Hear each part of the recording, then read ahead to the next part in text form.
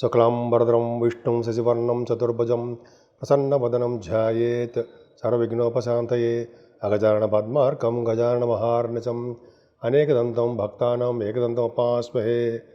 ఓం గం గణపతయే నమః. ఓం శ్రీమాత్రే నమః.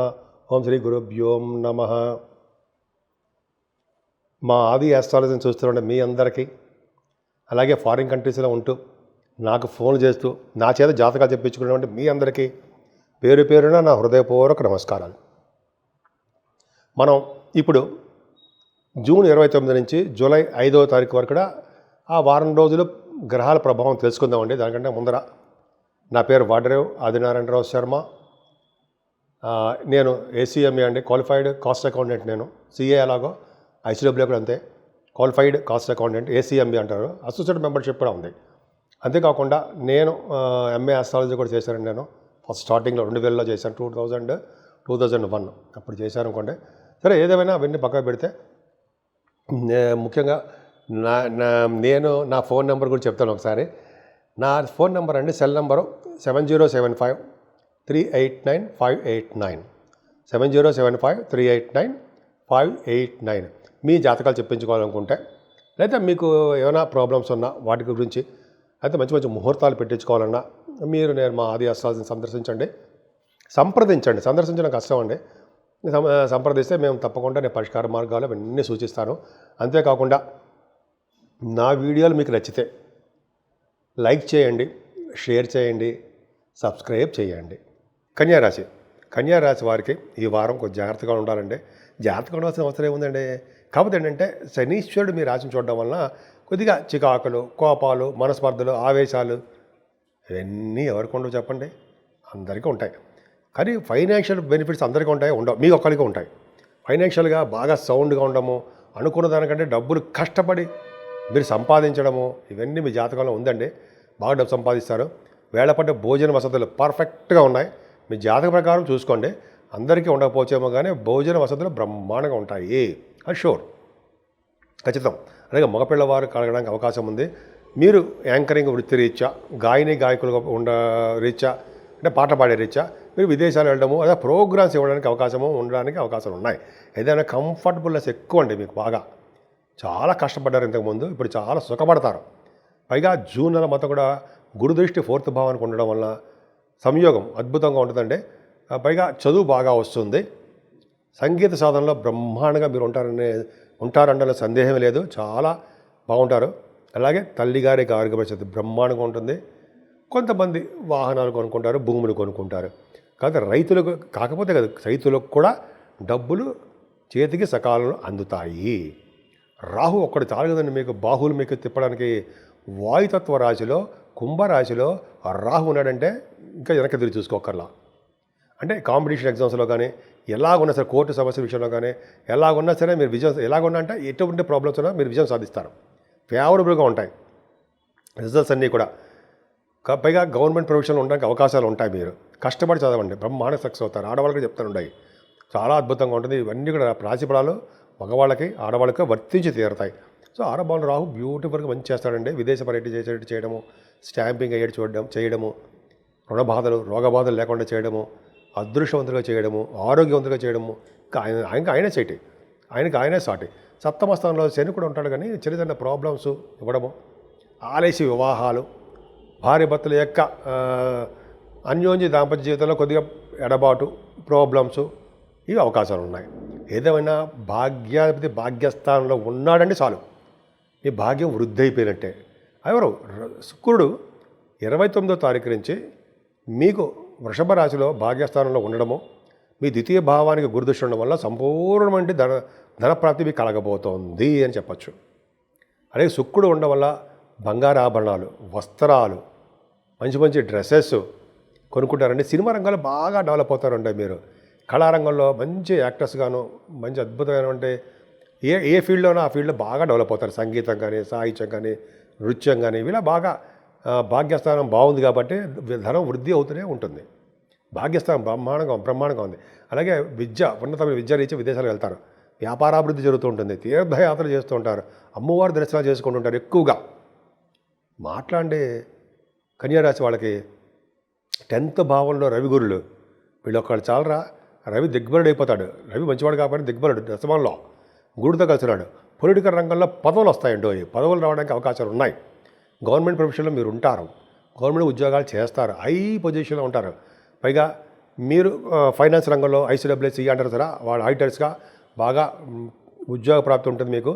గురు ప్రభావం వల్ల జనరల్ గురు ప్రభావం 4th భావన ఉంది కాబట్టి వేద శాస్త్రాలు అభ్యసించడానికి బాగా, చదువుకోవడానికి బాగా రాణిస్తారు. ఈ గురుడు దశమంలో ఉన్నాడు కాబట్టి వేదశాస్త్ర పండితులకి, ఆగమశాస్త్ర పండితులకి, వాళ్ళందరికీ చాలా బాగుంటుందండి. అడ్వకేట్స్కి, అలాగే డాక్టర్ స్థితిలో ఉన్న వాళ్ళకి, రవి గురులు ఉన్నారంటే పొలిటికల్ రంగంలో ఉన్న వాళ్ళకి పదవులు రావడం ఇవన్నీ అద్భుతంగా చాలా మంచి యోగంగా ఉందండి. భాగ్య రాజ్య లాభస్థానాలు, లాభస్థానంలో బుధుడు ఉన్నాడు. ఇంక చెప్పేసేది ఏముందండి, కర్కాటక రాశిలో బుధుడు లాభంలో ఉన్నాడంటే ధన సంపాదన బాగా పెరుగుతుంది అని అర్థం.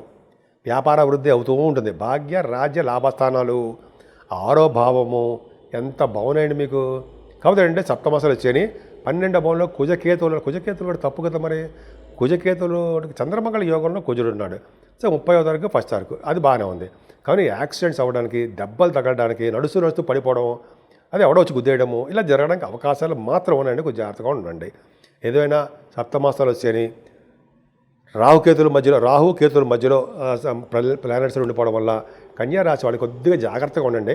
ఈ వారం మొత్తం కూడా కొద్దిగా అమ్మవారి పూజలు చేసుకుంటూ, అలాగే సుబ్రహ్మణ్య ఆరాధన చేసుకుంటూ, గణపతి ఆరాధన చేసుకుంటూ, మీ ఇష్టమైన దేవుణ్ణి పూజించుకుంటూ ఉంటే యోగాలు కలుగుతూనే ఉంటాయి.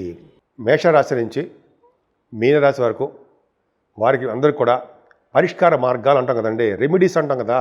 అసలు ఏం చేసుకుంటే ఈ నెల మొత్తం కూడా జూన్ ఎండింగ్ అనమాట, జూలై నెలలో ఈ వారం రోజులు మనం ఎలా ఉంటాం, మన ఆరోగ్య పరిస్థితి ఎలా ఉంటుంది, మన వ్యాపారాలు ఎలా ఉంటాయి, మన పిల్లలు ఎలా ఉంటారు, ఇవన్నీ తెలుసుకుందామండి.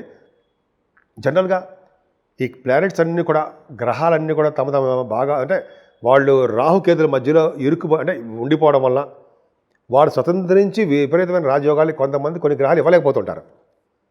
ఈ రాహుకేతుల మధ్యలో ఉండిపోవడం వల్ల సర్పదోషం ఏర్పడిపోయింది. ఇంతకుముందు కుజుడు కూడా ఉండిపోవడం వల్ల కుజుడు కూడా సర్పదోషం ఏర్పడిపోయింది. కానీ కుజుడితో కలిసి ఉండడం వల్ల, కేతువు కూడా ఉండడం వల్ల, కేతువుతో కలిసిన రాహుకేతువులు ఉండడం వల్ల సవ్యకాల సర్పదోషం ఏర్పడిపోయింది. అయితే ఏంటయ్యా అంటే ఏం లేదండి, మనం ఈ భావాలను తప్పించంటే, ఈ సర్పదోషాలు తప్పించుకోవాలంటే మెయిన్ ఏంటంటే కాళహస్తి వెళ్ళి మనం పూజ చేసుకోవడమే. అది ఒకవేళ లేదనుకోండి, మనం అవకాశం ఉండదు, రాహుకేతులు అక్కడ చేయించుకోలేము. మన ఊళ్ళోనే మంగళవారం అమ్మవారిని పూజించినా అది కుదరదండి మనకి.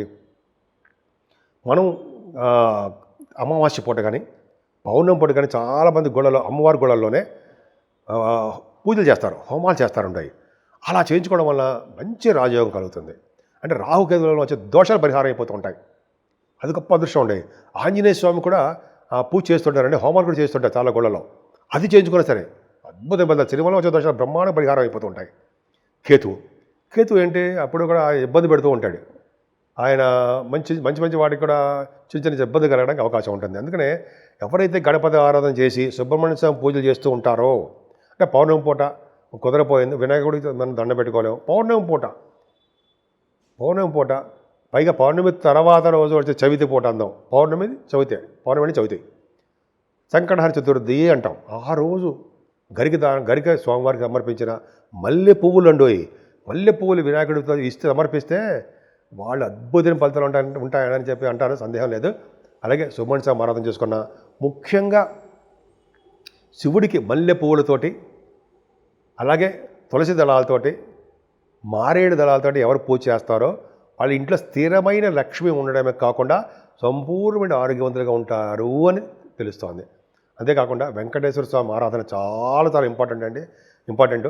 కలియుగంలో పూజించవలసిన దేవుడు ఎవరంటే వినాయకుడు, అమ్మవారు, అలాగే వెంకటేశ్వర స్వామియే.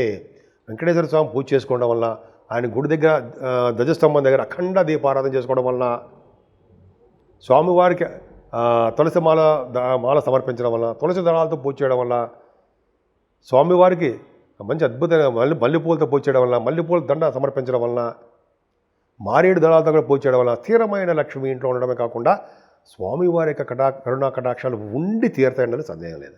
సో ఆ విధంగా 12 రాశుల వాళ్ళకి మనం మనకి తగ్గట్టుగా మనకి భగవంతుడు ఇచ్చిన ప్రసాదంగా స్వీకరిస్తూ, మనకి ఏ దేవుడు ఇష్టం ఉంటే ఆ దేవుడికి పూజ చేసుకుంటూ నిమగ్నమైపోయి భక్తి శ్రద్ధలతో చేస్తే ఆ పూజ ఫలిస్తుంది.